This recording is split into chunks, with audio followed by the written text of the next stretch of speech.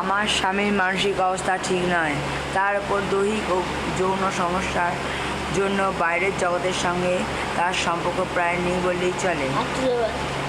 বললেই চলে। কতগুলো ভ্রান্ত ধারণা ও কয়েকটি দেশের দ্বারা তৈরি, যেমন চীন, আমেরিকা ও ইংল্যান্ড, একটি শক্তিশালী চক্রান্তের শিকার উনি, যাদের উদ্দেশ্য যেভাবেই হোক আমার সম্পত্তি ক্যাপচার করা।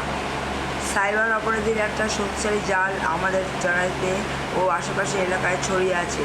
তাদেরই হীন চক্রান্তের শিকার আমাদের এই জনায়ের রাজবাড়ি ও মূলত আমাদের বাসগৃহ। এই চক্রান্তের একজন গুরুত্বপূর্ণ সদস্য হলেন অর্চনা বসাক নাম নিয়ে আমার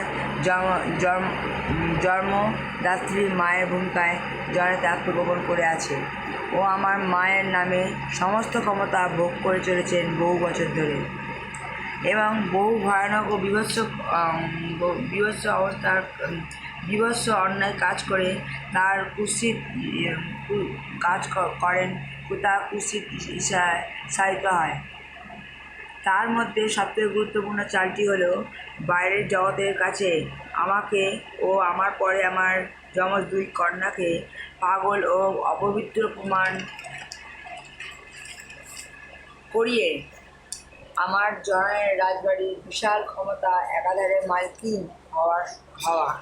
এক্ষেত্রে আমার স্বামী যে প্রদীপ ঘোষ নাম নিয়ে জনায়ের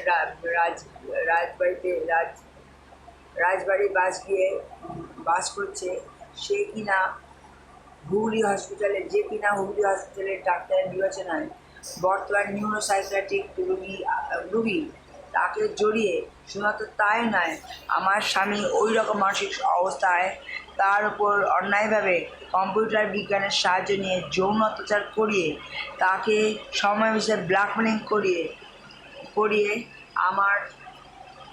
আমার পরিবারের শান্তি ও পরিবারকে প্রতিনিয়ত সমাজের কাছে হেনস্থা করার চেষ্টা করে চলেছে ওই দলটি। শুভ বাংলাদেশী শ্রীমতী কুন্তী ঘোষ, কুমারী প্রেরণা ঘোষ ও কুমারী বর্মা ঘোষ। নমস্কার।